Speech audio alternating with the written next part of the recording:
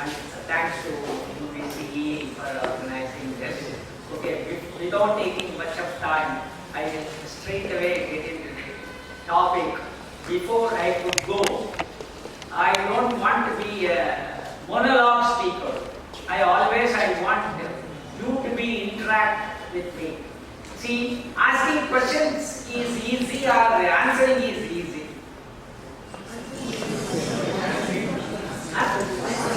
Asking is easier. Okay, then I leave the job to you. You ask me, then let me see. Okay? I think I would like to have that one so that whether I am able to answer, or you are asking me a question which makes me to work back and then come to know things, new things. You know, actually, really speaking on discussions and then upon one-to-one discussions only one gets many things rather than reading individually. Okay, always 1 plus 1 is bigger than 1. Okay, so without taking much time, I'm going to deliver a short talk about orbits, all pertaining to the orbits, and then spacecraft operations. Due to the time limitations, I am just touching upon only the very important things. But in each topic of whatever I am going to touch itself, okay, I have 3 full days talks I have already given. So that way this topic alone you can make it for 45 hours. Once the 3 credit course is already been kept there. Okay. Yeah. Of course, these are all not really required. Okay, always I used to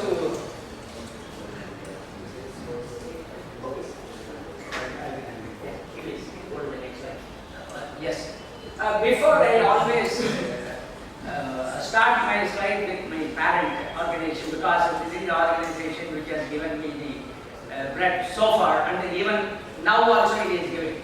So, Indian Space, in the initial days, it started in 1960 in a church building in Trivandrum. The church is called the St. Madras Church. Even today, if you happen to go to Trivandrum and then visit the church, they converted it as a museum. You can all see how our space doyens like Vikram Sarabhai, Professor Dhawan and Dr. Kalamji and all were sharing a place to draw the space, Indian space program, and then we have progressed with this level. Next slide. I think most of you are aware of these 2 things. Okay, see, when we started our sounding rocket program, we didn't have much rather facilities or luxuries of what we have today. See, that is the reality. They have taken the sounding rocket assemblies from the laboratory to the testing center by bicycle. Okay, that is the kind of a beginning what we had. So we never looking for the facilities. We were using it whatever available to us and then try to meet our requirements and the demands. Okay. Then whatever you are seeing in the right topmost is in 1970. This is the site of in Penia. Our satellite center was built in industrial sheds of our Penia. So when our first satellite Aryabhatta was planned, when Russians visited India, I think my seniors were telling, they were really cracking a joke about with our chairman and the director. Are you people really serious? Are you going to build a satellite in this shed? But we have proved them wrong. In 1975, we built Aryabhatta and then we have successfully launched. That's what it's a zeal, it's a question of dedication. With zeal and dedication, I think anything can be done. Okay? Go to the next slide. Yeah, many people will be wondering what is that the spacecraft is sitting on a bullock cart. Can someone tell what for it is? Not for fancy. Okay, yeah. Someone can come up.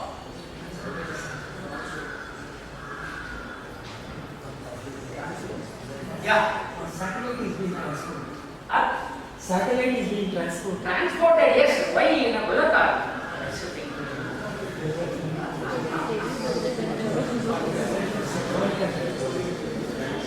Okay, see, what is happening is something like this. When I think your quality man is already sitting next to you, so I cannot talk of much about qualities and all. Before we launch a satellite, we should test all aspects of it in the ground. Okay, so in that series, radio frequency test we want to have, interference test. So it has been normally conducted in a chamber which is free from other disturbances. Now we have a facility by spending crores of rupees we are having. But I am talking about 1979. 1979 we didn't have the facility. Then when we were discussing that we cannot send the satellite also without testing the radio frequency interferences. So how to do it?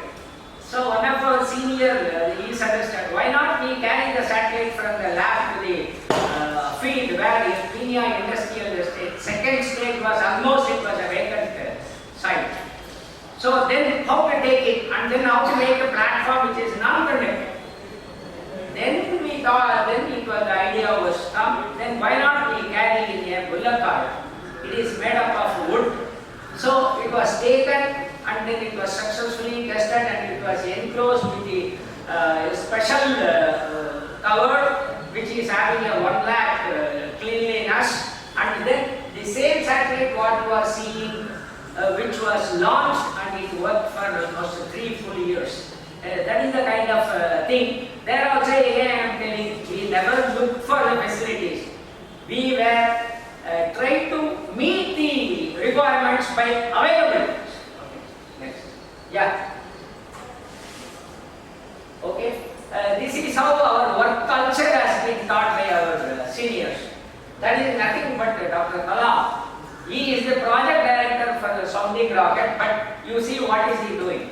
And the other gentleman is Dr. Aeronautical. I have put this slide mainly because this is what our Dr. Vikram Sarabhai has told in the UN Council when he represented India.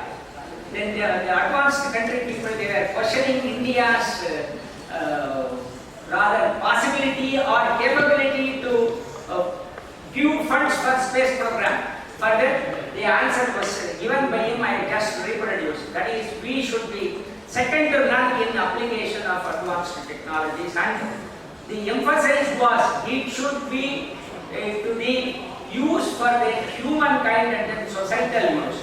I think after 5 decades, probably yes, we are giving and we have fulfilled his dream. Yeah, this slide gives you a bird's eye view of what are all our ISRO's programs, starting from launch vehicle, spacecrafts, and then upcoming spacecrafts. That is, if you really see our first sounding rocket, it has happened in 1967. And we went with SLV and then ASLV upgraded, and now these two vehicles are not being in use, and then PSLV, this is now our workhorse vehicle. Already we have launched 56 launches using this, and first one was a failure.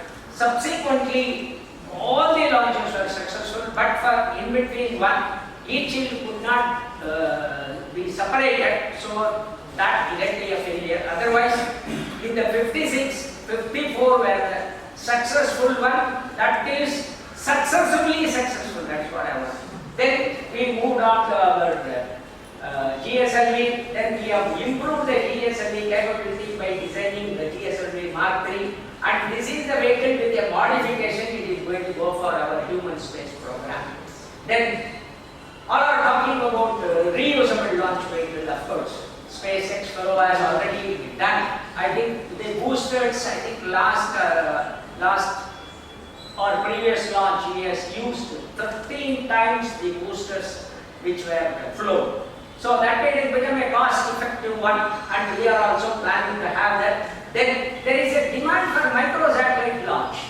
That is something like, okay, now all the universities and other things, now people are doing small is beautifully. So I think whatever the big satellites can meet with the small also we can do it. So there is a separate demand for having a launch vehicle. So a dedicated launch vehicle is already being designed and flown, but unfortunately we had a last moment hitch, so we could not put the satellites into the orbit. I think subsequently it will be coming up. Okay, so far I have given you some brief introduction about our ISRO programs. Now we will see how the orbits and other things are related to our space program, especially the spacecraft launching and the applications of it, all those things. Okay, how fast one can throw a ball? Next. How fast a shot put can be thrown?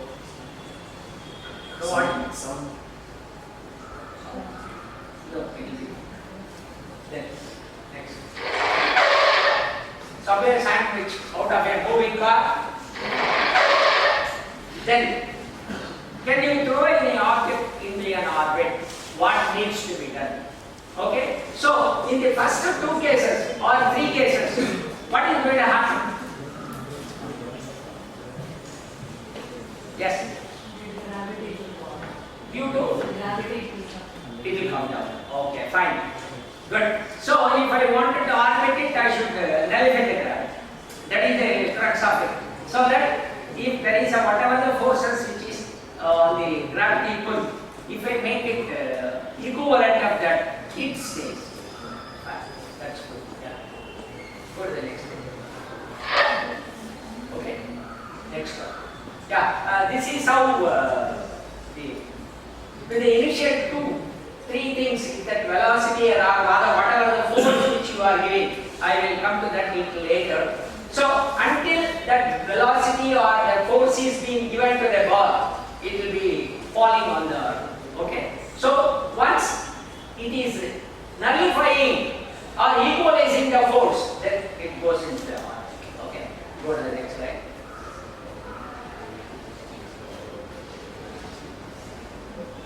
Oh, okay.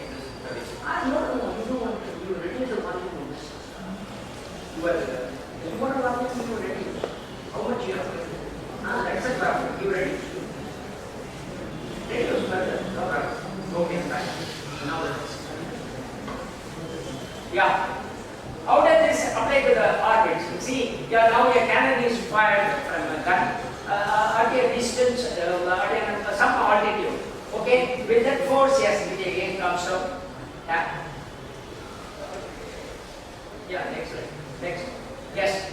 Okay, with this increased force, the object goes around the earth. Okay, we will see how it is happening. Yeah. Whatever the diagram which you are seeing and a person is throwing something, the earth gravity pulls everything towards the earth. In order to orbit the earth, the velocity of the body must be greater enough to overcome the downward force of gravity. That is what is being done. One important factor to remember is that the orbit within the Earth's atmosphere don't really exist. That means, okay, no satellite can be kept within the atmosphere. I think when I did my aeronautical engineering in MIT, during our initial days, they used radars. Okay, so one of the questions asked me was, okay, being an aeronautical engineer, you are telling anyway, we know that aircraft flies above the earth altitude now. Okay, when be stationary there, earth rotates, that also we know. Then we know the rotation rate also. We know how where to go also. So you please wait for the time and then simply come down. Your place is achievable. You need not fly. When such a question was asked, I was a little bit had the confusion. What is this? How I would have answered? Yeah. Now I am asking you whether I have answered correctly or not. I would like to know.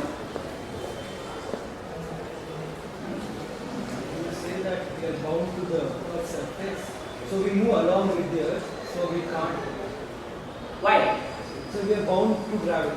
So That's all. See, Earth gravity is more predominant even beyond 1 lakh, 2 lakh kilometers also. So that way this logic of just go up, be there, it rotates and then come down will not work. Anyway, I have answered that way only.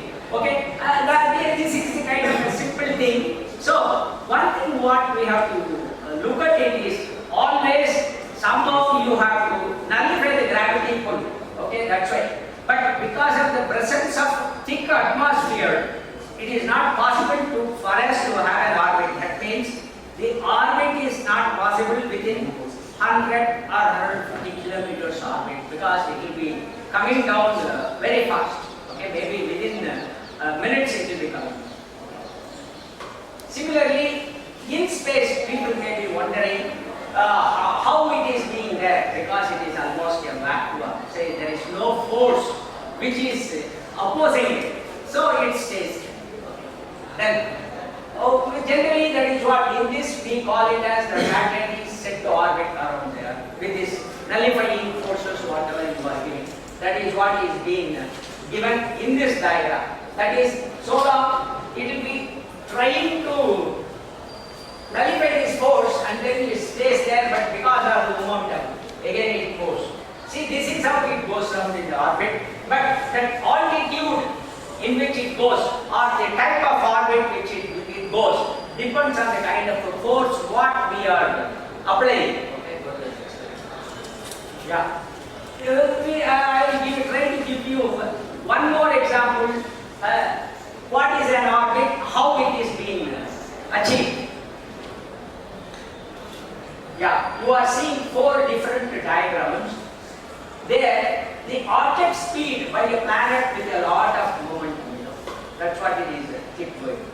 Gravity attracts the orbit to the planet and vice versa. Both the things are happening simultaneously.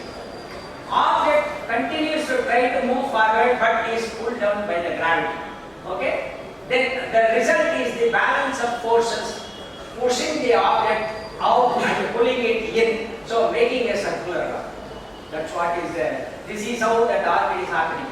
Orbits are the result of a perfect balance between the forward motion of a body in space and the pull of gravity on it from another body in space. This is how our satellite and then our Earth going around is happening.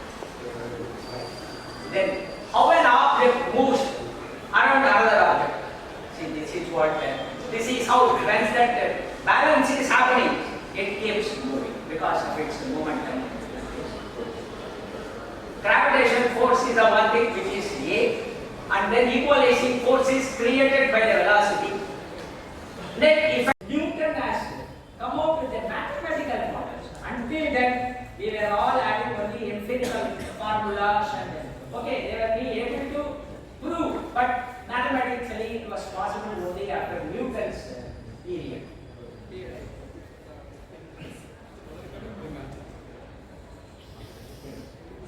Okay. Yes, Tycho used the Aristotle's theory. Then Kepler presented the 3 laws of planetary motion.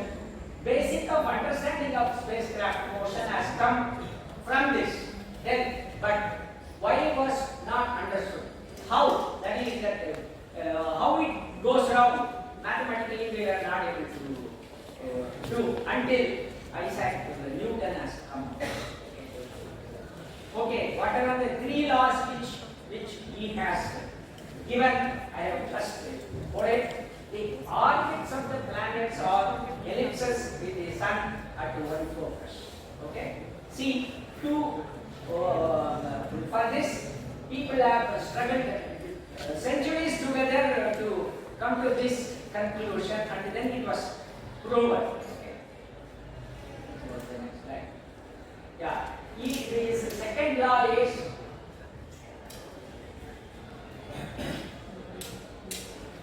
okay, it sweeps equal amount of area in equal intervals of time. So this diagram gives you, okay, by this, what is your inference?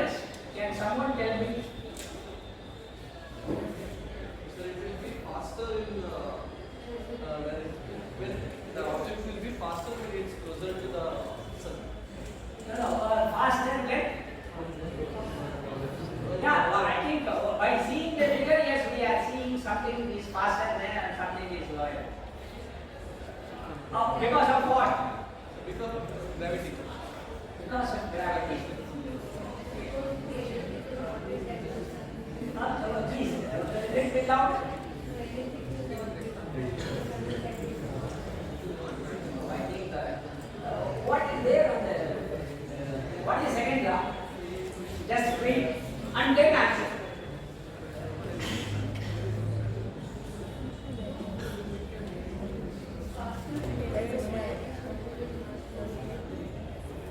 Okay, that is one small, of course, but the main reason is a little bit different. I think it is already been given. It is very explicitly given in the sentences as well as in the figures. That is, see, mainly the law, it says it revolves equal area in equal intervals of time. So, as the distance is more, the velocity is coming down, then only that area sweep becomes. See, that is what is being, this law we are applying for so many, especially for our communication spacecrafts. I will tell you in the later part how this is being used. The third law is that what people call generally as the law of harmonics. The squares of the period of two planets of the orbits is proportional to the semi-major axis. That is, as the orbit altitude increases, the period also increases. But the relation is square of the orbit period is directly proportional to the cube of distance. Okay? Or in other words, what we can say is orbits with the same semi-major axis will have the same period. That is the example which you have learned. Okay, what is the difference between these three elliptical things? Can someone tell me? The semi-major axis is the same, but the shape is different. Yeah, that shape was they say something. Path is Great, but I think you people are all have done mathematics. all of these things at the same time. Yes. See, the main difference what you see in this. Correct. Then that relates to something. Yes. What is my minor axis and major axis? It is the eccentricity. Okay. As the eccentricity becoming lower and lower, it is nearing to the sun. Okay. Then when it becomes one, what will happen? Huh? When eccentricity becomes one, what is going to be the object? Circle. Huh? Circle. No, that is zero. Huh? Yeah, a little bit louder. That is anything, I think keeping within us will never clear the doubt. Yes, hyperbole. Okay, what is hyperbole? It is actually, okay, it's actually a paraboloid, but hyperbolic, actually there, the solution is that real and imaginary will be coming in the hyperbolic trajectories. That hyperbolic trajectories we use for the interplanetary orbit transfers. I will just touch upon it during the course. Okay? Yes, as an example, I have just given some numerical values.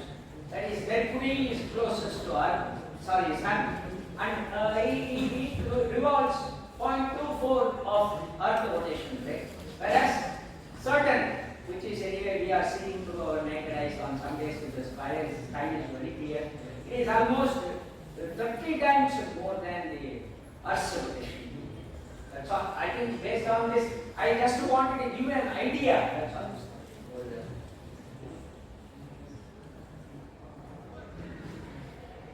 Yes, of course, with the advent of Newton, yes, all this space dynamics, orbit dynamics, and whatnot, all these things have come because of his observations. When he was sitting in a park, he saw apple falling down from the tree.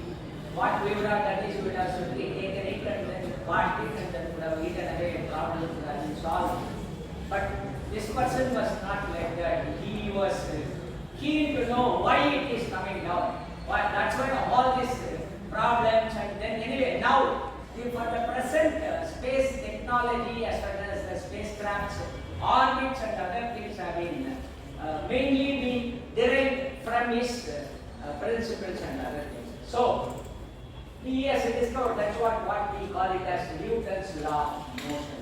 That has come in 1966, but it took a lot of time later to mathematically view all these things and then start using it for the society. Like, if you really see, when the first satellite was launched, any idea?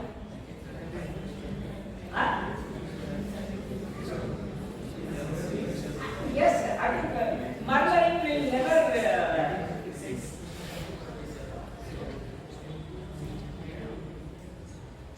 Yes, I think Sal is telling 1956. But how many of you are agreeing with him? But I am not agreeing with him. Yeah. It is 1957 by Russians.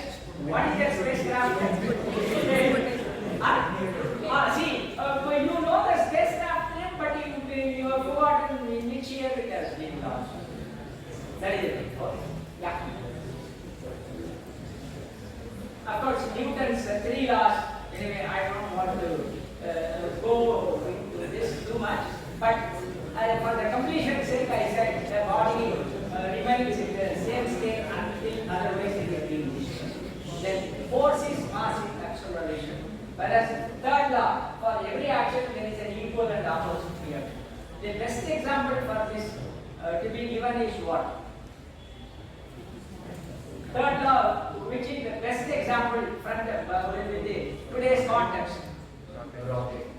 Rocket. Exactly. The propulsive force gives you the downward force, rocket force. Yeah. Give him a big clap.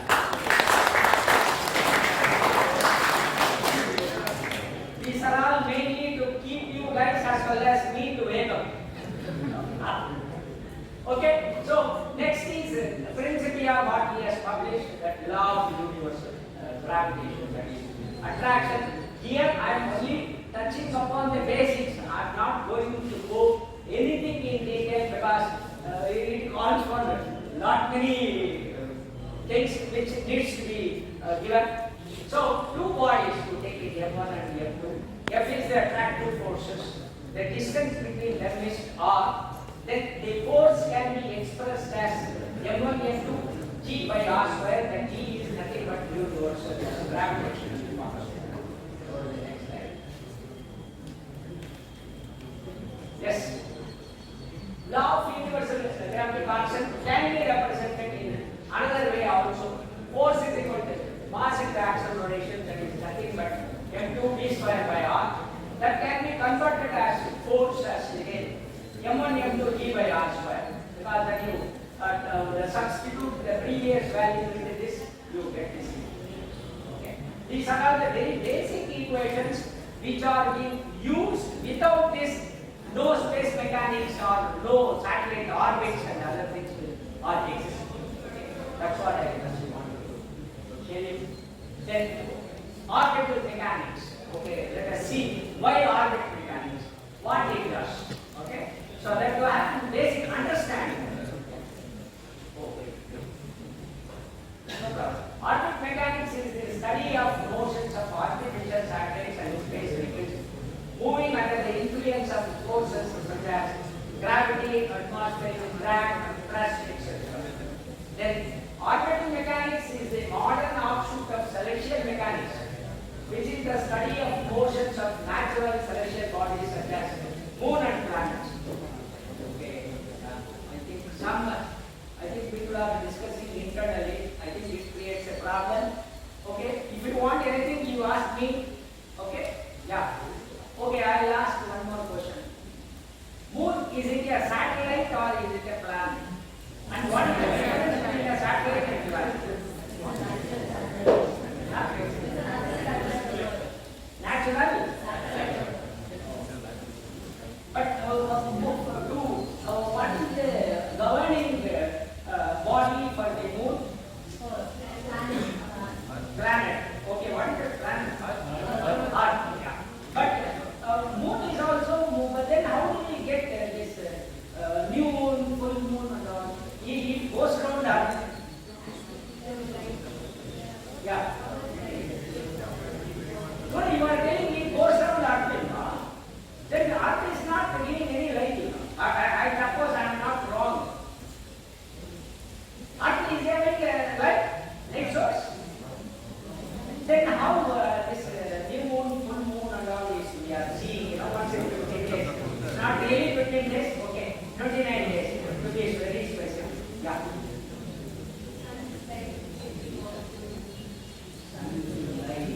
Then it goes around sun also. Very good. Yeah, very well explained. See what is happening now. Earth is going around Earth. The moon is a satellite of Earth. So it also naturally. Okay. So anyway, further I don't want to go into the details. Okay. Then the root of the orbit mechanics can be area we have already seen there in the few slides back.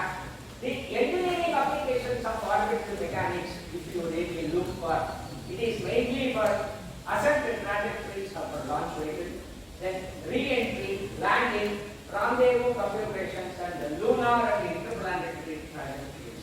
Okay, these are all the broad usage of our orbital mechanics. Okay, we are making use, and we will touch upon some of these topics little bit in brief. Okay, for the next slide. Yeah. Let us, what are the governing laws of the motion of spacecraft to stay in orbit? Of course, we have already seen that. Then definition of orbital elements. Anyway, any orbit we would like to express, then we need certain parameters. Those parameters are being defined by the orbital elements. Then for anything, you need some reference. If my friend asks me where I am now currently, what is the answer I can give? Huh?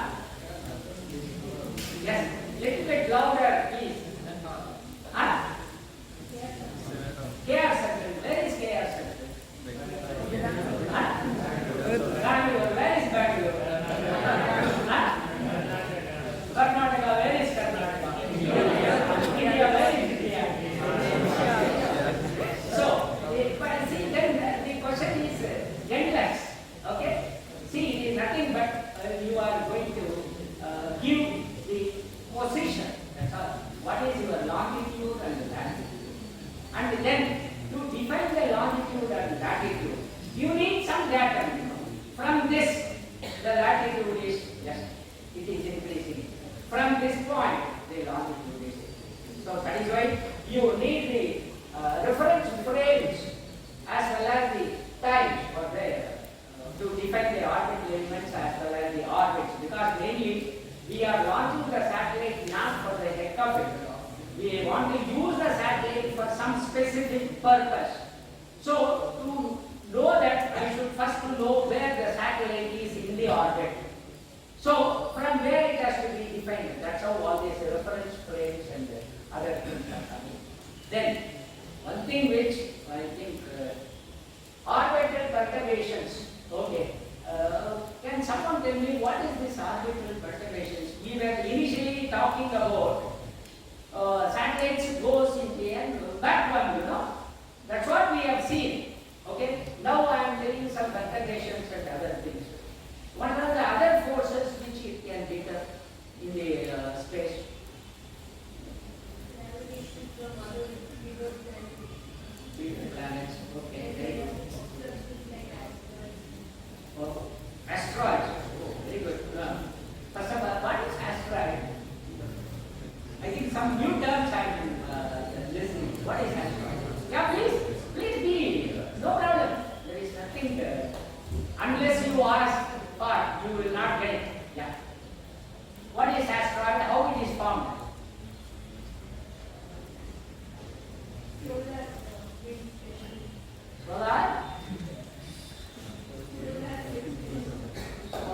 the pressure.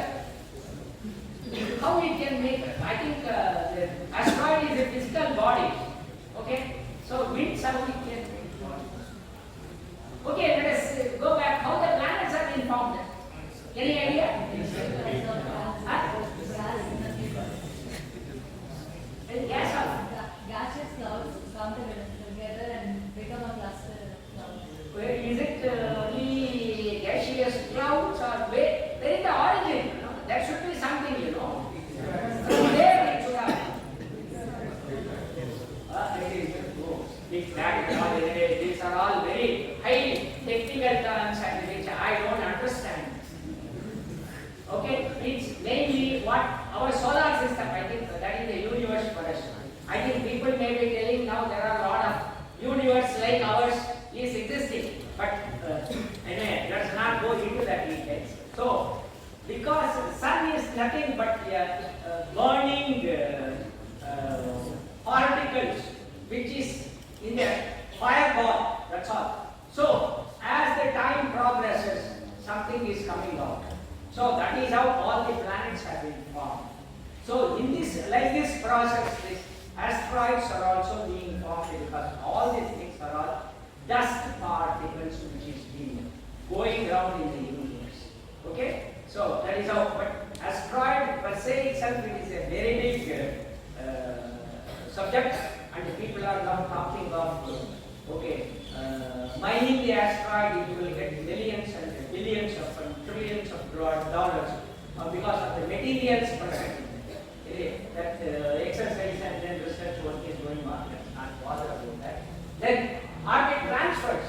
So from one orbit to other orbit, see, the satellite cannot be put directly in the user's orbit. It is very difficult for us to have that much amount of rocket which is capable of putting into the satellite into the required orbit. So we need some intermediate.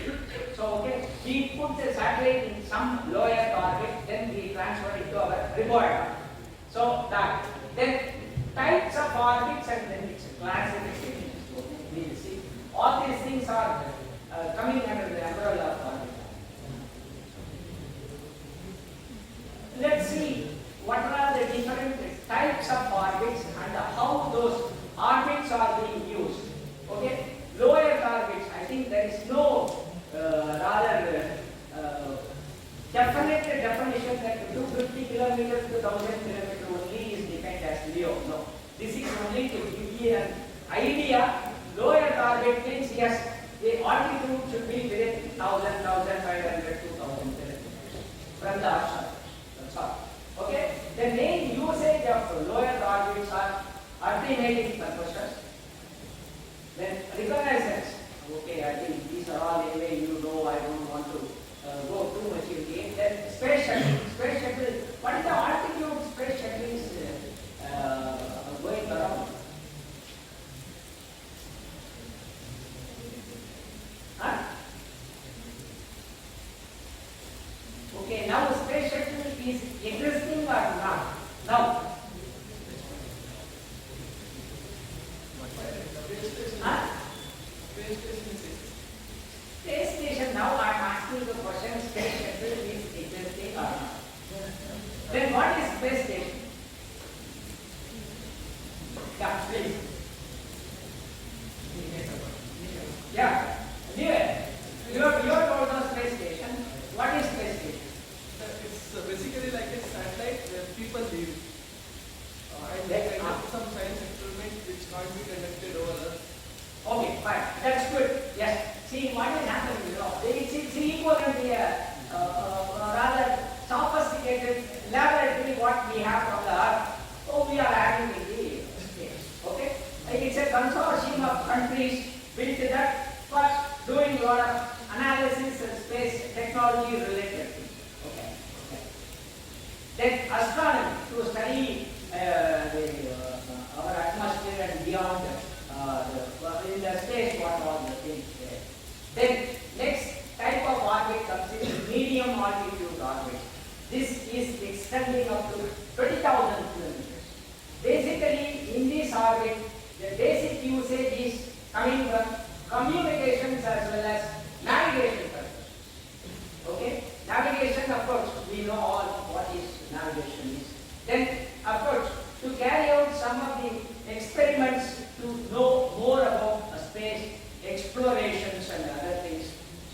sets of orbits are being utilized. That means the orbit which is almost around 20,000 kilometers. Okay. High altitude orbits, that is beyond 20,000 kilometers. It's mainly used for communications purposes, meteorological purposes. All our INSAT satellites are being placed in this type of orbit, high altitude orbit. Okay, I will touch upon the communications a little bit later.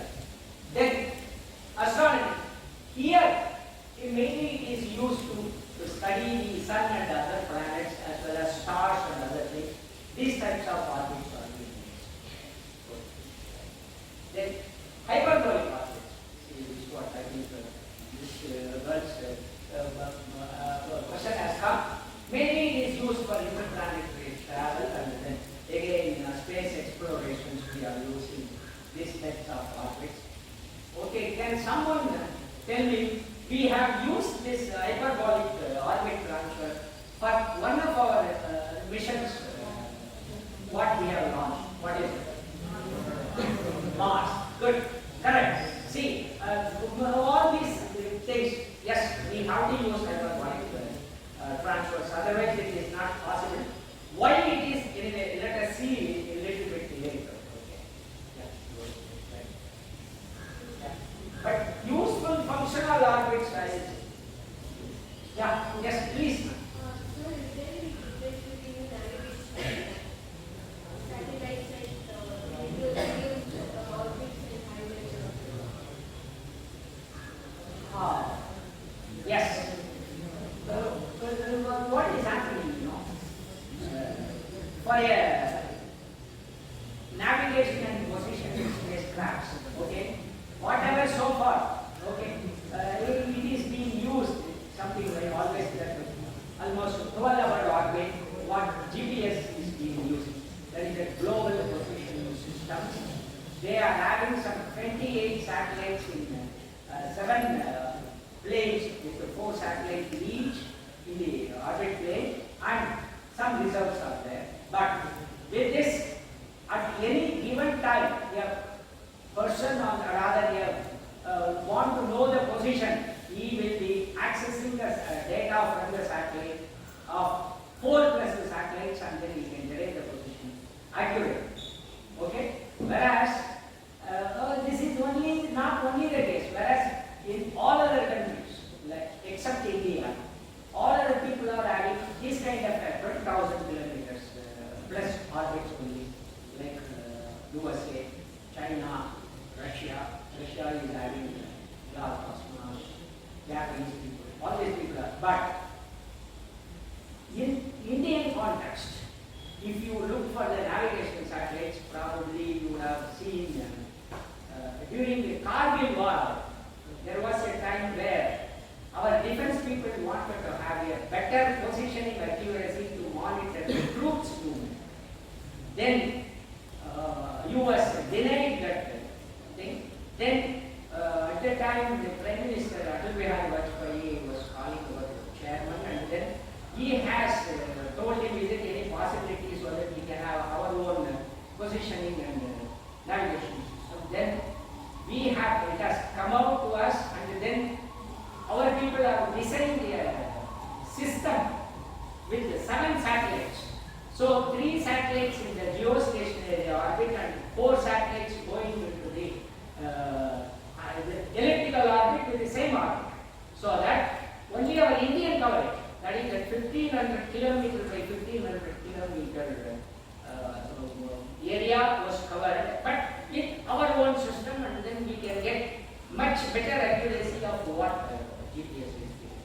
So we have already done all those things, and then it is successfully being used, and then I think our defense people are using, and then they are going to induct into the mobile phones also. So that is how our navic system is going to come. The short answer is yes.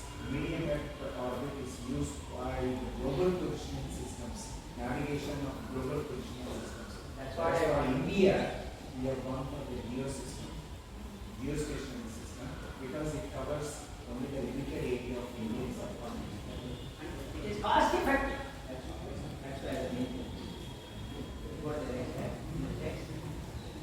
Of course, this sun synchronous orbit, like the geostationary is anyway, we can say it is being synchronized with the earth rotation. Similarly, when I say sun synchronous, what it means to you people? Yes, someone. Normally, when we say synchronous means, okay, it has some meaning, you know. Okay, we will see this a little later. Yeah.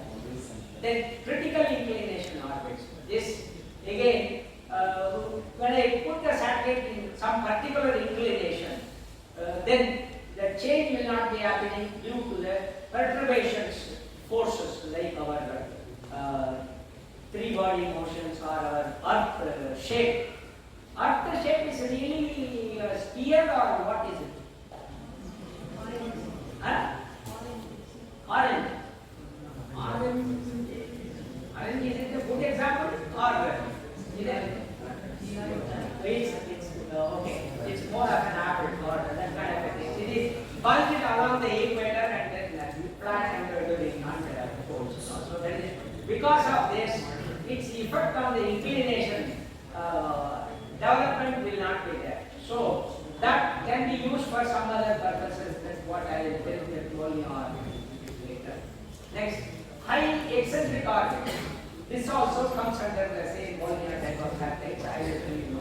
Then intermediate transfer orbits, as I told you in the beginning itself, when I transfer the orbit from one to another one, because the rocket directly cannot put the satellite into as an example.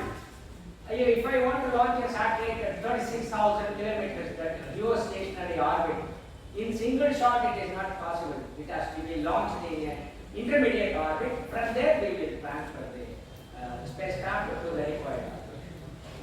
Then of course interplanetary orbits. See, these are all some useful orbits and the purposes are being given there. Then, okay, that is the example for polar orbits. Then highly eccentric orbit. Then equatorial orbit. Then this is nothing but geostationary or geosynchronous orbit. Call it as. These are all some pictorial represented so that you can easily get things what is what. That's all. Then in this there is no other significance other than you can see physically and assimilate. Yes. Oh, circular orbit means it is something like this. Elliptical orbit means it is something like this. Instead of imagining, you can just have a feel. Types of orbits. I will just be telling you that first one is low Earth orbit. Forget about the numbers which I have already told you. This is the kind of orbit altitude it goes, and then each satellite, the coverage on the Earth I have given like a code. Okay. Similarly, for medium Earth orbits, it is in between. That's what, around 20,000 kilometers. Its orbit period is the lower orbit. The orbit period is within 2 hours. Within 2 hours, whereas here it is 5 to 6 hours. Yeah. This is how our low Earth orbit, medium Earth orbit, and geo. Don't imagine MEO can only be in the polar. No, it can be even in the equatorial orbit also. But for the easy understanding, this kind of a figure is being given. Otherwise, MEO also can be of same thing. It is in between geo and MEO. Okay. I think now I am going a little bit faster. Then geosynchronous orbit. This is comes under highly elliptical orbit. Okay. Then, sorry. This geostationary orbit at 36,000 kilometers. There, the spacecraft orbit is matching our Earth rotation rate. So that is how, for an observer on the Earth, the satellite moves and there is no relative motion is happening. That means that satellite is visible to the observer always 24/7. Okay, that's the main reason we are using it for our communication purposes as well as our weather monitoring. All this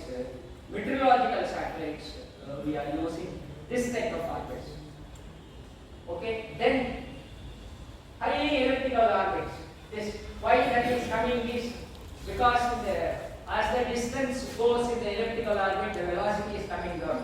So the dwell period for an observer will be increasing. So you will come to know when I come to the the highly eccentric orbit region, we will come to know why such types of orbits are being made. Go to the next. Okay, this is one typical path of a satellite which moves around the globe in a polar orbit. Yeah, go to the next slide. Okay, distance wise, anyway, you go to the next slide. I just summarize. Okay, this is the kind of okay, in the initial thing what you are seeing is the low Earth orbit and medium Earth as well as geostationary. Why all these slides I am putting is just to give you an idea how different types of orbits with respect to the Earth and its environs, how it is there physically, you can easily get it rather than having an imaginary one. So, then we will see something about the geostationary orbits. Okay, this is how the spacecraft, when it is in the geostationary orbit, the spacecraft motion is synchronous with the Earth rotation rate. We all know, and you people also told me, as the altitude increases, the orbit period reduces. Increases. Okay. That means you extend the orbit. At some altitude, it has to match with the Earth rotation rate. So that's how this geostationary concept or geosynchronous orbit concept has come. That was given none other than by Arthur Clarke. I think he was originally in UK, then settled in Sri Lanka. But after he has given his theory, almost 20 years it took to physically establish that satellite. So, first communication satellite was launched after 20 years of his discovery. Okay, that is the gestation period. That is, though you theoretically do something, but when it comes into the reality, it takes this much amount of time. That's what. Okay. Yes. So altitude is so chosen. Altitude is chosen that the period of orbit is 24 hours. That altitude is nothing but around 36,000 kilometers. To be more specific, 35786.2 kilometers is the altitude. Once you put a satellite in that altitude, its rotation rate remains equivalent to Earth rotation rate. Okay. Another question, please. What is the Earth rotation rate? How long it takes the Earth to complete its revolution? 20? No, I think please be very specific. Yeah. 25 hours. 23 hours. 56 minutes. Good. Give him a clap. To be more specific, it is 23 hours, 56 minutes, 4 seconds. That is the time period Earth completes one revolution. Okay? But how that revolution is being computed? Okay, I'll ask you. Yes. How that time is being computed? I say it is 24 hours. You bring it wrong.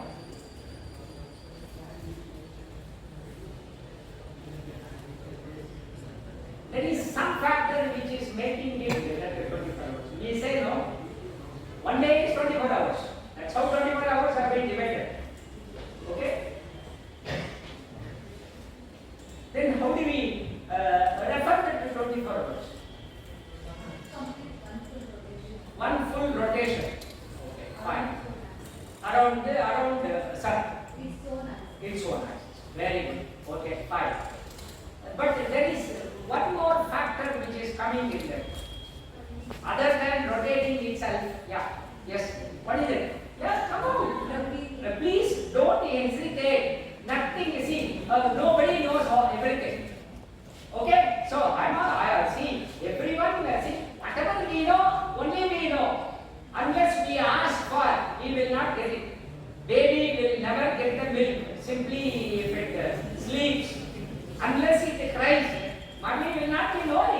he needs the milk.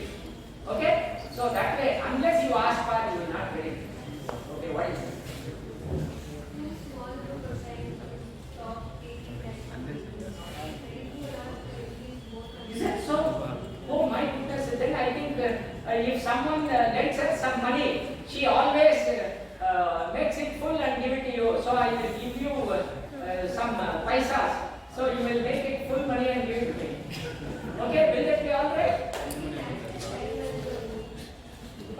No, there is another factor which is lying. What is it? I think something is missing.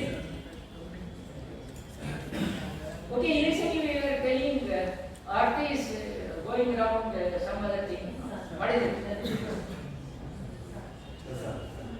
So what is happening? You know, first the reference is sun. You assume your point there. Okay, you assume that is the point. So when we say that the Earth rotation completes, it is supposed to come to the same point, you know, otherwise the rotation is not completed. But what is happening? Earth is also moving along this sun, about the sun it is going. So that is where the difference is. It is not that 24 hours. Though 24 hours it makes, but by the time 24 hours it would have rotated by more than a few days or a few minutes rather of that one condition. That is why that 23 hours, 23 hours, 56 minutes and the 4 seconds. Okay? I think now probably if someone asks you people, you will never find it. Go to the next slide. Yeah, this is how that two objects which are going in a geostationary or geosynchronous orbit, this is how that one orbit completion I have just given one rather video kind of a thing. So that animation. That whatever you are seeing was as if you see from the pole, this is if you see from the equator.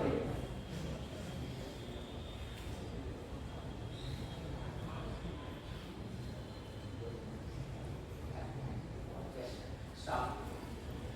See, okay, now we have seen because one satellite, if I put it, it will be available to the observer continuously. So, by having three such spacecrafts which are 120 degrees apart, we can cover the entire globe. Okay, in this diagram, by physically seeing, there is something, some message it is giving.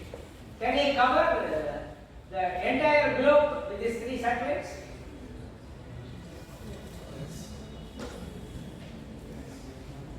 Can I cover or not?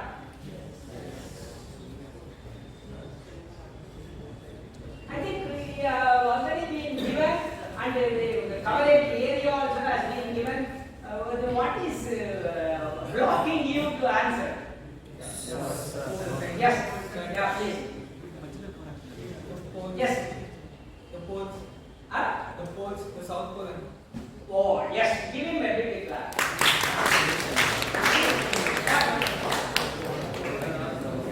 See, you are seeing here.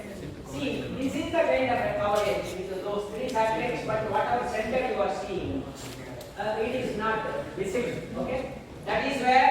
Okay, but there some areas are there which are habitable by human beings, by our Russian people. They are living in that area. So, for that only, I was talking about this highly elliptical orbit and then critical inclination. All those things will be used here. Sorry. Go to the next slide. Wait. Now, this diagram gives you clearly how this South Pole and the North Pole area, that is beyond 70 degree latitude, the coverage becomes very good. So, but you are seeing some of the areas of Russian zone.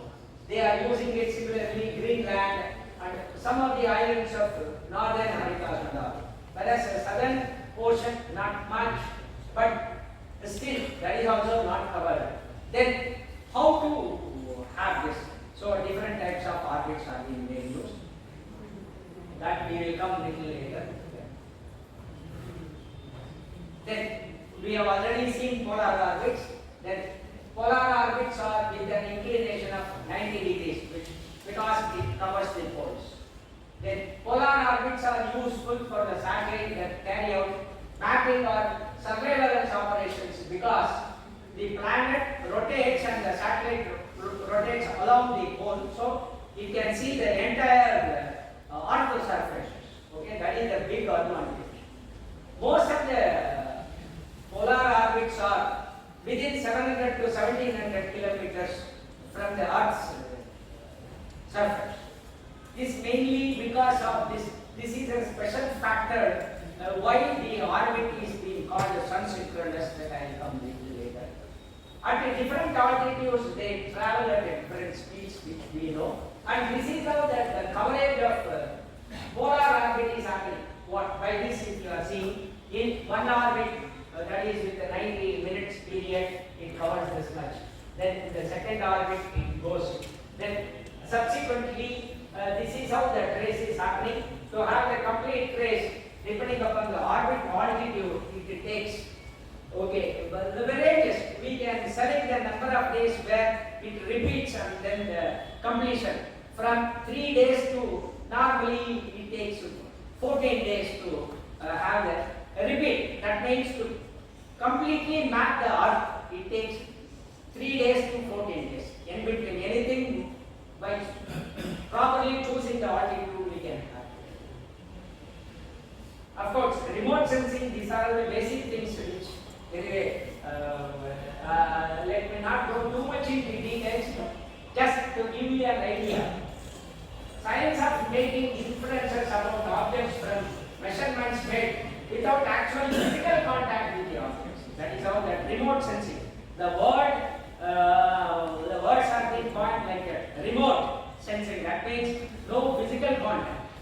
How that is happening? It is because of the magnetic or electromagnetic signals it is being observed, and from that it is being derived. Then more commonly we can say that remote sensing is associated with earth features identification. That means that mineral or agricultural purposes, or even cartography, all these things. Okay. Then we will come back to what really sun synchronous orbit is. Okay, wait. See, if you really see in an orbit, that is the type of an orbit which is the trace what you are seeing. Whereas in the B, if you see after 2 orbits, that means approximately 3 hours, Earth would have been moved, and then the satellite orbit. What you are seeing is the edge of the western edge of Africa was seen, whereas after 3 hours later, if you look at it, already South America has already come. That means it is because of Earth rotation rate it is happening. Okay. Similarly, those things have been given. But now let us see. SSO is indicating sun synchronous orbit is near polar orbit, where a satellite crosses at about the same local time every orbit. That means every orbit, let us see, by suitably selecting the inclination and the altitude together, I can make one particular latitude of a place is visible by the satellite to the ground station every day twice. That is one in the ascending phase, another one in the descending. So that is how, which I was telling you, by having the repetition cycle, we will map the area whatever of our interest and then make the sun illumination conditions constant. That is the main point which we can. This is useful for the satellite carrying the instruments which depend on the solar illumination of the planet surface. That is, over period of times when we overlap the images which we have taken and then analyze the radiation patterns and to get the, as an example, I can tell you how agricultural producers are being made. Once they sow the, some of the grains, and then how the growth is coming, that is being monitored day as well as over the period of days and months together, and then they estimate how the growth is, and this is being made use to know what is its yield, how much of it can give at the end of its growth. So for those purposes, similarly for mineral deposits and other things are all being, this technology is being used. Okay, in order to maintain an exact synchronous timing, as I was telling you, it is having perturbations. We will see what the perturbations are. Because of that, the orbit will not be there constant. So the orbit will be keep changing. But if I wanted to maintain the same type of orbit and all the other parameters, then I need to have correct the orbit to maintain the same altitude and inclination. So you need a propulsive force. Okay, that is how these are all the main thing which is defining the lifetime of the space of the sun. So this is how that first day and second day how the areas are getting mapped. Okay. A typical remote sensing satellites, how it is trying to map the Earth's surfaces. I just given an animation picture. When it crosses the landmass, yes, the camera is turned on and it is taking the picture. And that whatever you are seeing, that I will call it as a swath. I think probably remote sensing, another gentleman will come and then he will give you a better. This I am just giving you only an idea. Then we will come back now at northern pole where Russians, many their people are living. So how do they have? Because a geostationary satellite will not be useful to them, but they need some communication satellites. So that is how this Volnia orbit is coming. They are highly eccentric Earth orbit with a period approximately 12 hours. This is what I was telling. You have an orbit of 12 hours with that critical inclination, so that the spacecraft dwell along the apogee, that is the farthest distance. In this 12 hours, the satellite will be visible to that particular zone for 8 hours. So only 4 hours the satellite cannot cover that zone. So by again having 3 such spacecrafts in that orbit, one behind the other, so that 8 into 3, 24 hours you can have it. That is how this Volnia, that orbit is being defined by, rather, okay, it has been brought to use by Volnia, so that is how the orbit is itself is called Volnia. The orbit inclination is so chosen that rate of change of perigee is 0. That's what, like that inclination change is being made 0 for the critical inclination. Here, the perigee apogee line will be keep changing due to the Earth's gear. Okay, so that is we are getting. Similarly, okay, this you can skip. Okay, the orientation can provide a good ground coverage at high northern as well as southern latitude, depending upon the ascending node which you are selecting. If you want to have a northern hemisphere, then the apogee will be placed over northern zone. Whereas if I want to cover the southern zone, then I will place the apogee in the southern zone. Okay, that's how we will have a good coverage. This is one typical satellite, and then how it is. Same thing it is being given, but only that, see, a series of 3 Volnia satellites can serve as a equivalent of GEO. It's equivalent of GEO only because the signal strength when it moves in that 8 hours, it will be keep varying, whereas in the geostationary orbit it will not. So this we should have this in our mind, okay, because it's communications what you people are going to be. I think now in the coming weeks, experts will give you all the aspects about the communication and so this is how that orbit which I was telling you, that the ground trace. At any given point, if you draw the trace of spacecraft over the Earth's surface, that is called the ground trace. What I was telling you, see this. For a complete of one orbit, you can take test to test. It travels 2 hours and then travels 4 hours, again 4 hours. So that small ellipse, whatever you are seeing, that darker zone, the satellite hovers for 8 hours, and the rest of the period it travels fast because it is around 20. Oh, that's how. This is how that is happening. Okay, this is the second orbit of that. Then there is some particular uses are there. There are some places they want to have only very small area to be used, like Japan. Okay, Japan, the total area itself is very small when compared to any other places. So it is based to use a geostationary satellite to have the communication only for the particular area. So they go for this spot beam kind of package. That means the satellites will be, the antennas will be designed such that it covers only particular area, but the advantage there is the power required to receive is very, very less. So that is the main idea of having a spot beam antennas. So this 2 km orbit is again put at that critical inclination 63.4, and then altitude is then again the apogee is so selected that it dwells furthermore.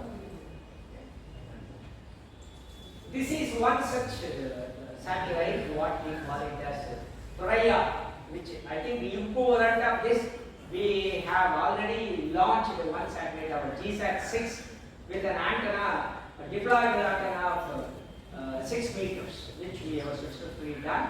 And probably idea is okay to go more and more, and then have each, maybe India is covered with 16 beams and that kind of thing, so that the reception and the quality becomes much better.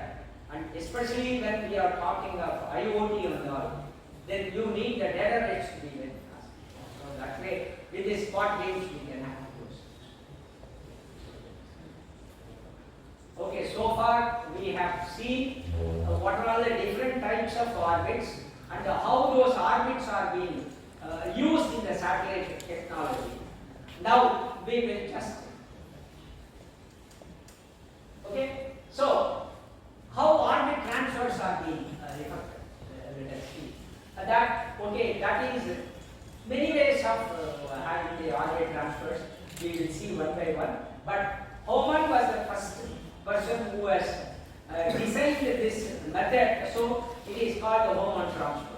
Okay, so efficient means of increasing or decreasing the orbit size, depending upon whatever its usage. Okay, for reconnaissance purposes, normally what they do is reduce the altitude to have the images.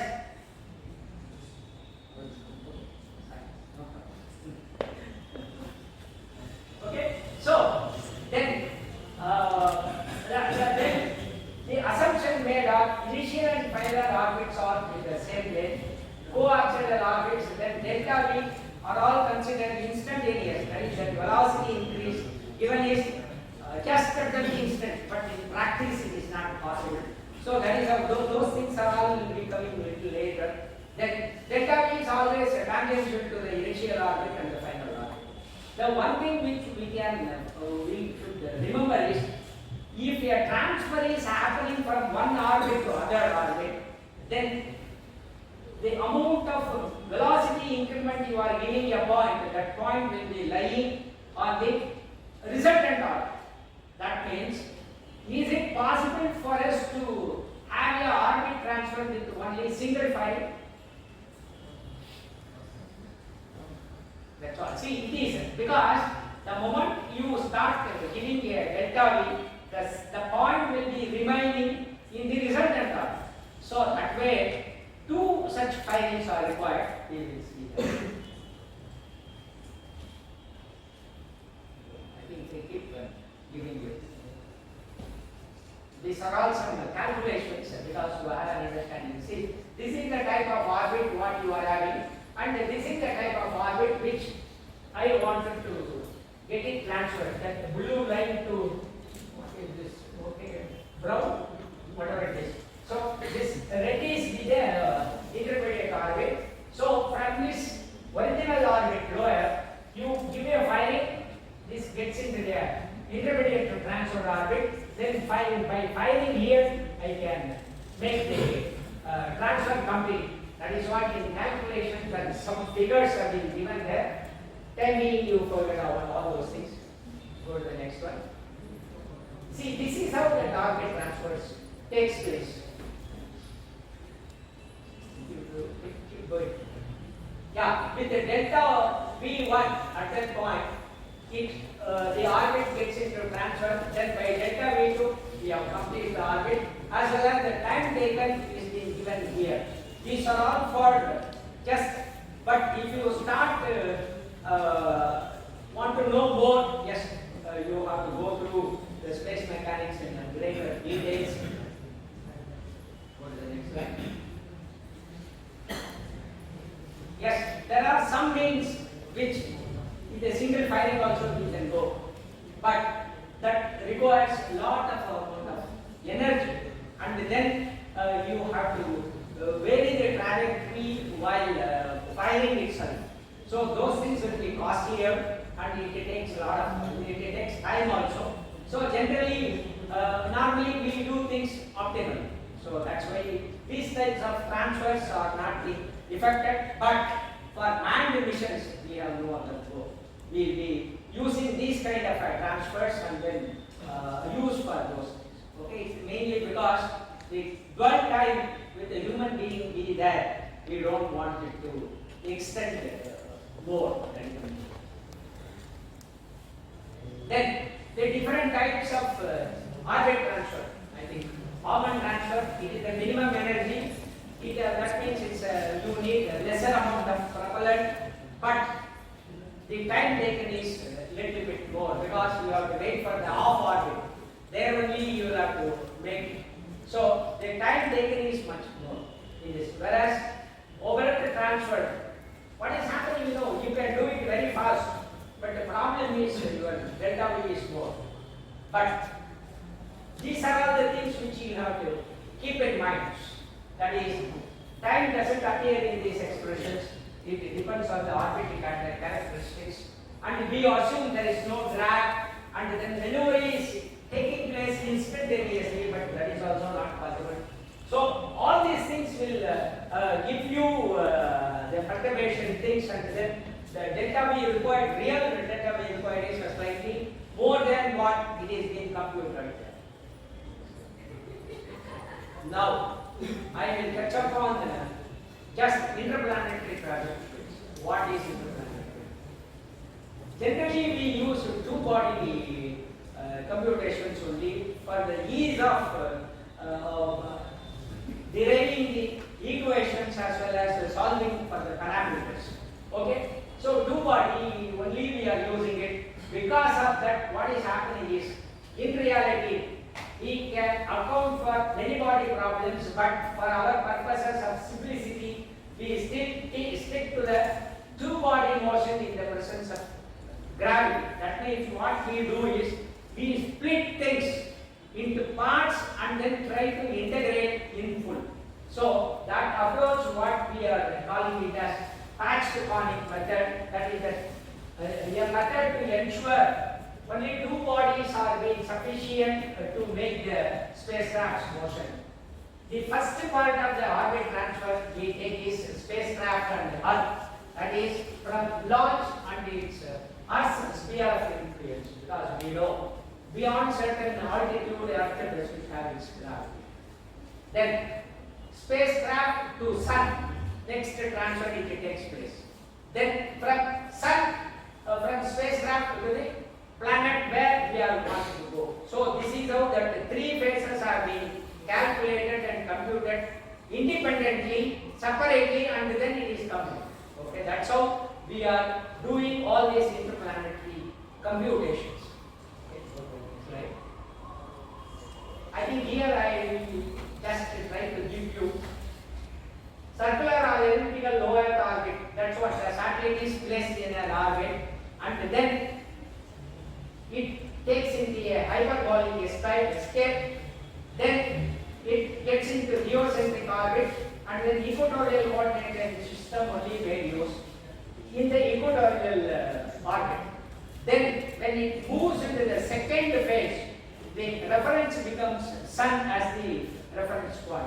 Okay, that's how. Then ecliptic coordinate systems we have used. We are telling that reference coordinates. Then elliptical transfer orbit, it is going to happen. Similarly, when I reach in the planet, then I should give that hyperbolic arrival. Then circularization or elliptical orbit, depending upon our use. Then here it is target centric, and then equatorial coordinate system of that particular planet. That's how the interplanetary system is happening. One small example I try to give you. Yeah, this is how from Earth the satellite escaped from the from Earth gravity field. That's what you are seeing. One line is going on. Then second portion is it goes from Sun as the main body and the satellite. Okay. Then here the reference frame is Sun reference frame. There it is Earth reference frame, and then the orbit goes there. Then we get into the hyperbolic arrival of the planet. This is our planet of interest, and then by doing some firing, we get into it, and then gets into the orbit. This is how that interplanetary trajectories are being computed, and then we are using all these things. Okay. One small example I will give you how our Chandrayaan we have done. Just I have given one animation picture.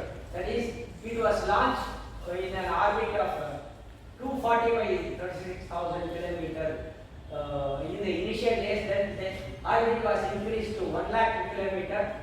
This originally planned, but when we executed it was something little bit different because of various reasons. Okay, then it gets into lunar transfer trajectory. That is that 240 by 3,86,000 kilometers.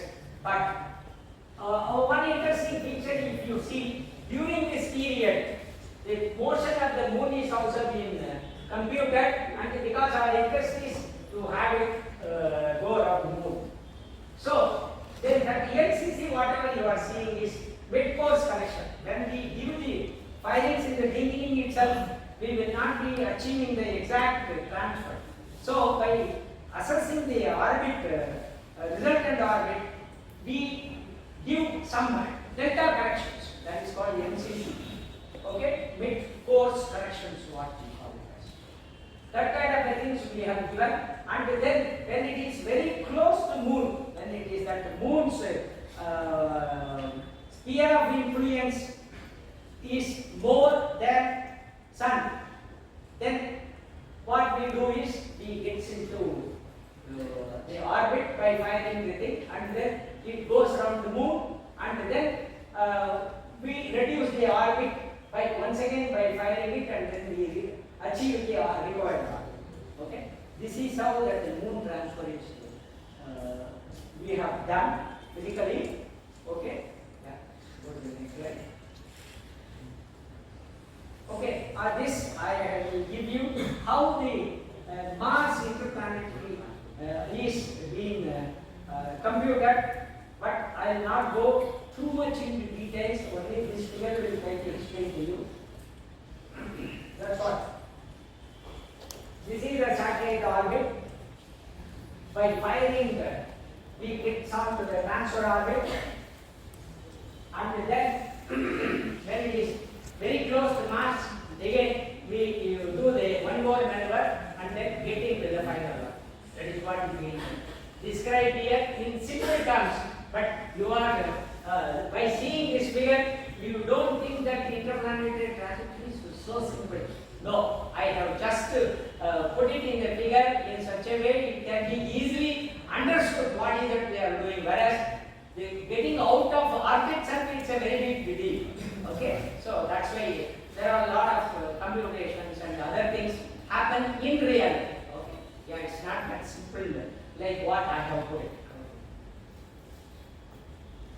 Then we will see what is metamations. We are all telling that space is a vacuum. Then in that case, why? Once a satellite is in orbit, in vacuum space, is there anything that will affect it? Okay, what are all the things which it can affect? Yes, we are telling that yes, there are things called perturbations, because of that it is. Okay, you wild imaginations, what it can make. See, one side we say space is vacuum. Other side we say that no, satellite orbit is getting disturbed. How? Not continue, no? So either people are not correct or our understanding is not correct. Which is the correct one? Yeah, please. Someone can tell me. There are other celestial bodies in the space. Good. Yeah, of course. That is one such factor. Similar, there are not many things. Okay. Now I will go back. Okay, go to the next slide. See, this is how. Okay, our space environment itself will give you so many disturbing forces are there, which can disturb the satellite's orbit. That is, it's not only from Earth's surface, even below the Earth's surface also there are things which can disturb the orbit, like your telecommunication cable, then earth currents, then sometimes aircraft signal itself will be giving a problem, then rainfall, water vapor, atmospheric drag, okay, all those things, then solar flares, then solar cell damages, then micrometeorites which comes and hits, then internally the spacecraft is having a lot of moving parts, and then charge, discharge, cycles and other things. So all these things give you the perturbating forces. Okay, go to the next slide. Because now I am going a little bit faster. See, which drag? Because of the atmosphere. Because atmosphere is not confining only to 10 kilometers or 100 kilometers. Only problem is when it is nearer, the density of the particles persons is much more. Where as we go higher and higher, it becomes a little bit rarefied.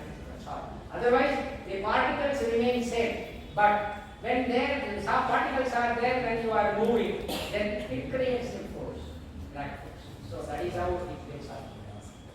Then Earth's oblateness, as we say, there the ground attraction forces are not common. It's not equal along the orbit. Okay, it varies depending upon the latitude and longitude. Satellite actuators, like the magnetic torques or the thrusters, or some of the propellants which is oscillating within the tank itself. Okay. Then third bodies, as she has told you, celestial objects which are present. Then magnetic field, then solar pressure. All these things will create a disturbance. See, okay, go to the next slide.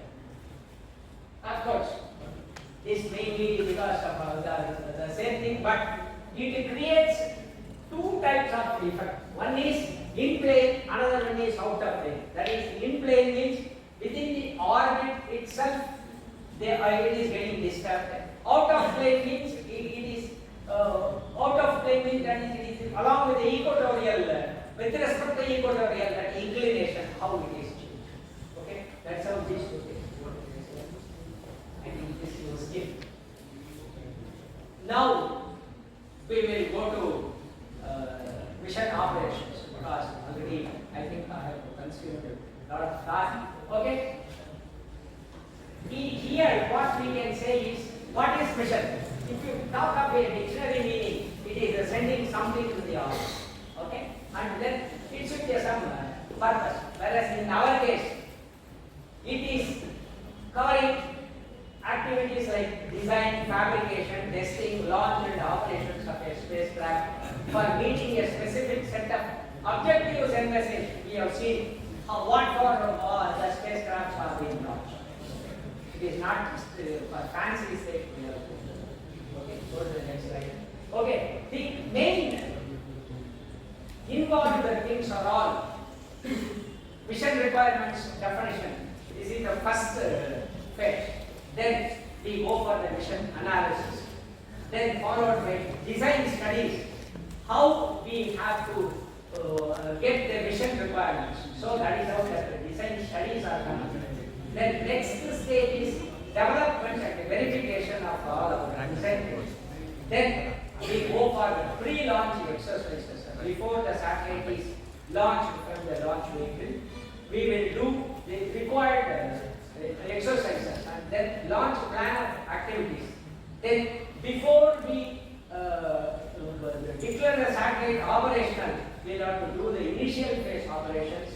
Then we will have to test all the payloads to know its full performance before giving it to the users. That is how. And then the satellite needs to be maintained to its rest of the life.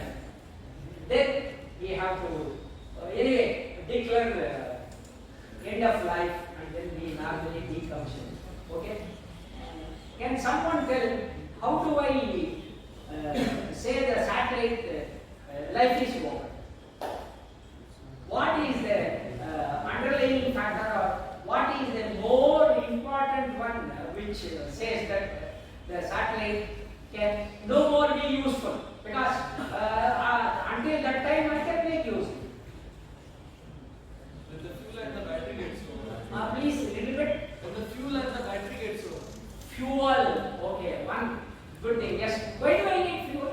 Sir, there are some atmospheric restrictions. 36,000 kilometers. Let us see where is that must take.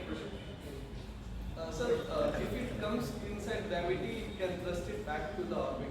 Okay, but of course, see, you are right partially. What is happening is that as we go higher and higher, the third bodies, like what someone told, that other celestial bodies, attractive force acts as a deterrent for us. So that is how in 36,000 kilometers, sun and the moon attractive forces become more than the earth gravitation.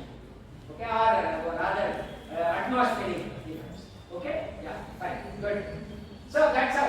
Once that is the case, is it the only thing? Okay, then fuel is one, yes, one great. That is, you are unless you record the fuel for correcting the orbits. Even for some synchronous also, we need the orbit to be maintained. You know, orbit and altitude need to be. Other than that.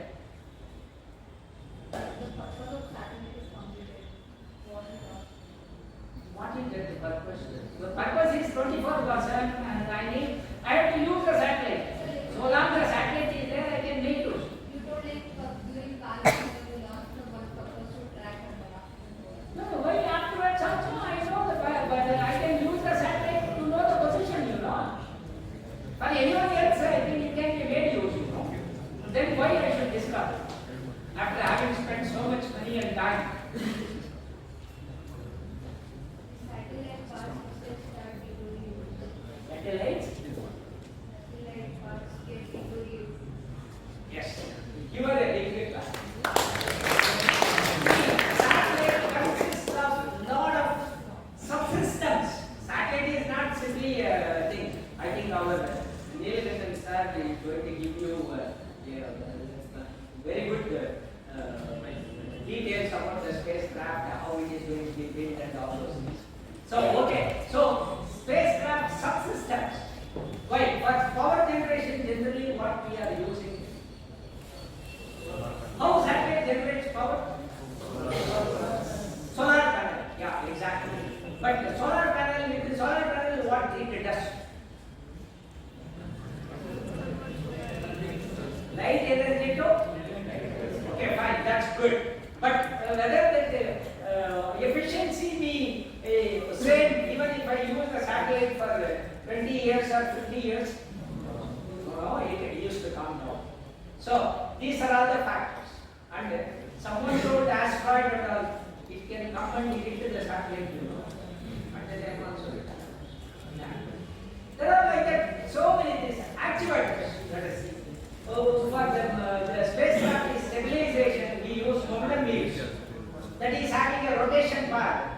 Anything which is having a rotation, definitely it should have a deterioration factor. It cannot indefinitely have that rotation.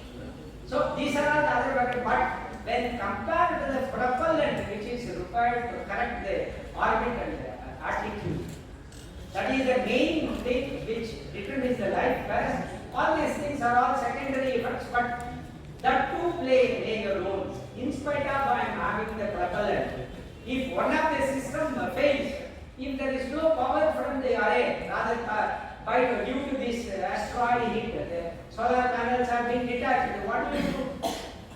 That's all, nothing can be done. So the satellites will have to abandon. That's all. So okay, these are all the other things. So that is the last part. Then mission perspective, let us see. From mission objective, we are going for planning and then we derive the mission requirements. That is the main thing. Objective to the mission requirements. Then how the mission architecture is coming is space segment, launch segment and ground segment. That is, space segment is nothing but the spacecraft, launch system is nothing but the launch vehicle, and the ground segment is nothing but the ground system control centers. Then operations wise, if you see these three predominant things which you should have: mission software, mission documentation, and then mission network. That is to have a ground station and then track the space. I think I am going a little bit faster. See, this is how the typical mission elements are coming. That is, first, we know what is the mission. Then, for that, what type of launch vehicle will be suitable for us. Then, we go, which is the orbit which we need to have, depending upon the satellite's usage, because we have seen so many communications, remote sensing, navigation, and then scientific experiments and all these things. Then comes the space segment, that is the designing of the particular spacecraft. Then we have to go for mission operations. The satellite's health needs to be known 24/7. Then only the satellite can be made use of. Then comes the ground stations and everything. Then, of course, whatever the data received, it needs to be processed in the center, and then it should be disseminated to the users. Okay, then this is how the typical mission elements are done. Yeah, mission planning and operations in a snapshot. I just give you launch window analysis. For anything, we should meet the requirements. When I launch a launch vehicle, it requires some amount of initial conditions to be met. So those initial conditions define the time of launch. So that is what we call it. Similarly, for the spacecraft also, we have specific constraints to meet. So spacecraft is having certain amount of time window. Then what we will do, we will match both satellites requirement as well as launch vehicle requirements, and then we come to a common time so that both the conditions are met. It is like, okay, two circles are there, and then we try to bring the circle together and find out the common intersection area. That's how the launch window is being designed. Then ground station network search. When the satellite is going around 90 minutes, the satellite will be visible to the particular station only for 10 minutes to 15 minutes maximum in the lower part. Then how the entire orbit can be covered with so many other stations we will have to select globally, and then to have a 24/7. That's how the ground selection is coming into the picture. Then propellant budgeting and life estimation. We were discussing this a little bit early, how the propellant is dictating the lifetime of the spacecraft. Then the different phases which we have already seen are pre-launch, then transfer orbit, then orbit transfers, then deployments of our appendages, and then station positioning and keeping. The satellite needs to be kept in the same orbit until its life is over. Then on-orbit operations can be summarized like this: in-orbit testing, spacecraft health monitoring and its maintenance, then payload utilization by users, and then decommissioning. I think in brief, otherwise each one, I am having slides of another 50 to 60 slides in each phase. Okay. Now, due to the time constraint, I am not going to go to the next slide. Okay, well, let me see just how the satellite is being transferred once it is injected with the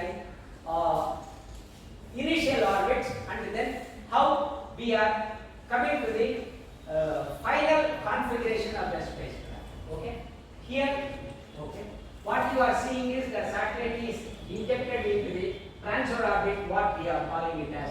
That orbit is called, it's around, okay, around 250 by 36,000 kilometers generally. Go to the next slide. Yeah, this is one typical satellite what we have done. The satellite was launched in an orbit of 216 by 35641 kilometers. Then with the first firing, we have increased the perigee to 12,000 kilometers. Here the orbit period is around 10.5 hours, and here it is around 15 hours.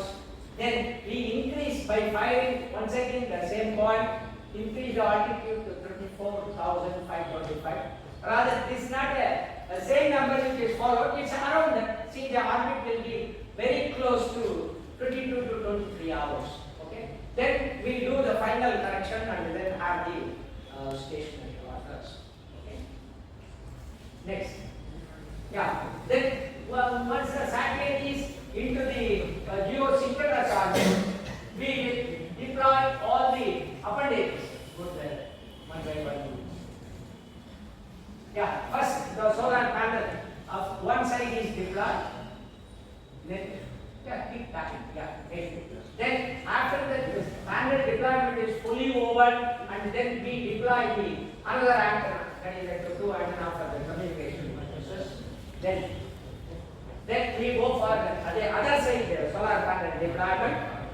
Then the other side antenna, well, see whatever what that antenna was west side, here it is east side antenna is deployed. And then the final configuration is being attained. Okay.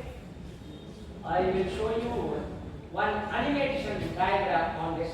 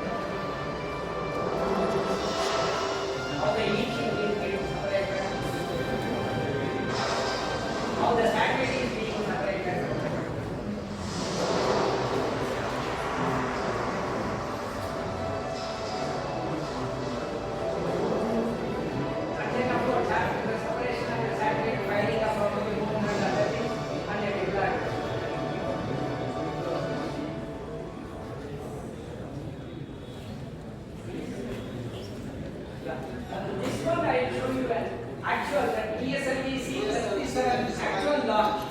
So the events are being live recorded at the onboard camera. That is, this is about the launch of, they have launched sometime in 2016, 104 satellites, you know. That launch has been given only minimum things. That is, this is the lift off and then stage separations.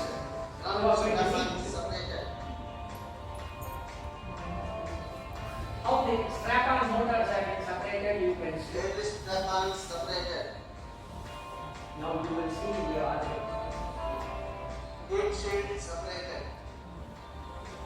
These are all from the onboard camera view. Earlier we used to get from the micro switches position. That's the main difference. And then second stage is getting separated.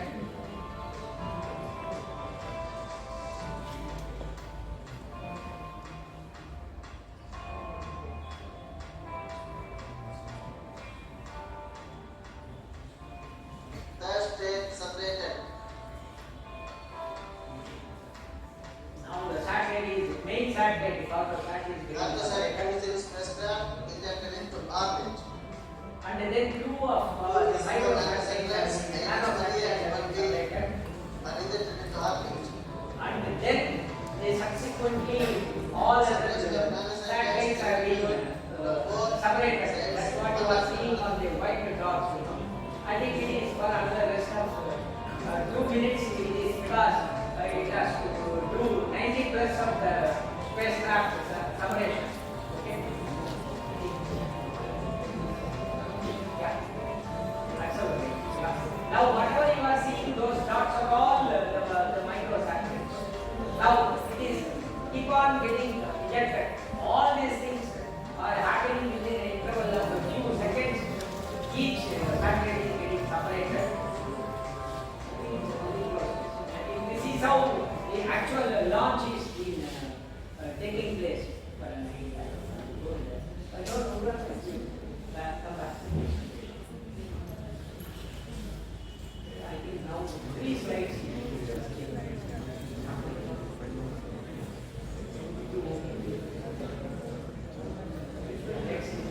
Next. Yes. Now we will see. Of course, I think with this I wanted to close, but there is now burning problem is in space technology. With all the world spacefaring countries are putting all their brains how to overcome them. That is space debris.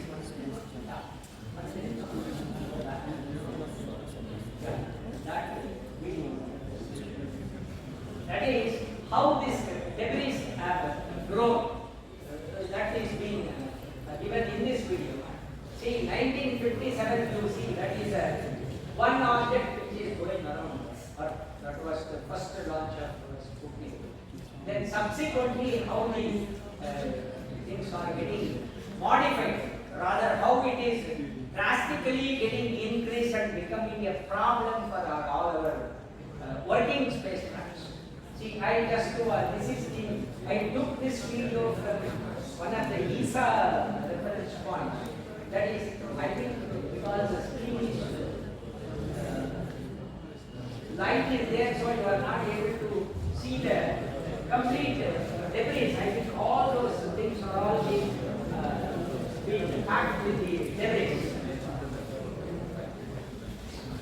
See, this is how lower orbit now the things are getting more and more debris as he has told. Now SpaceX is planning to move their Starlink satellites of something like 45,000 numbers in another 2 years.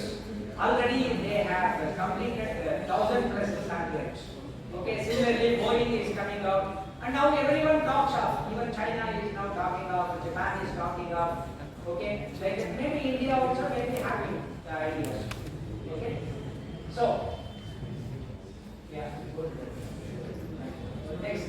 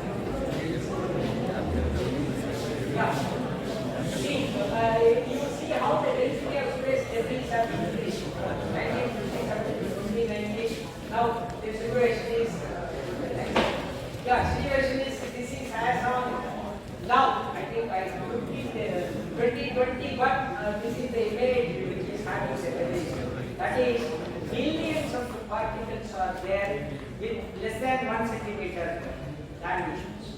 Even the faint flake of in millimeters, it can spoil the working satellite by impinging.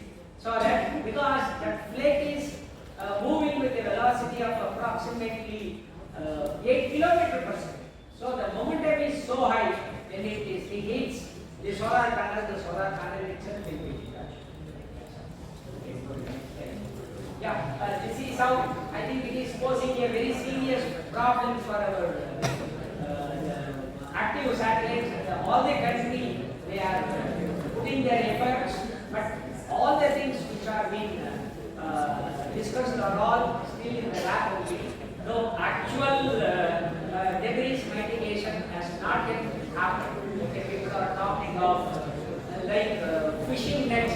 You spread a big net in the space and try to grab.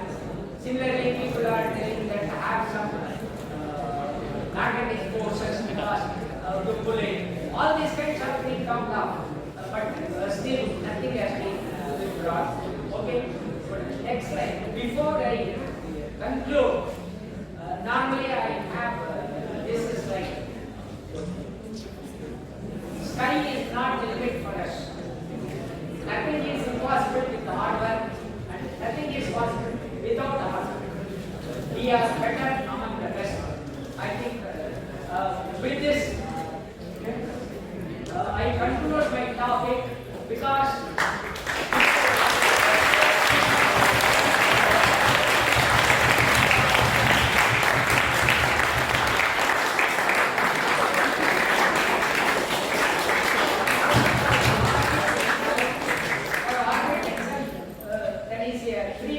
course which is available.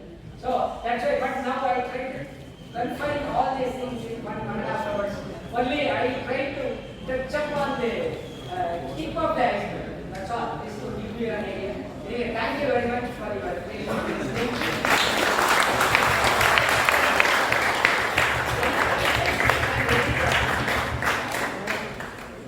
I think if you all you people are not bored enough, yes, I'm ready for battle.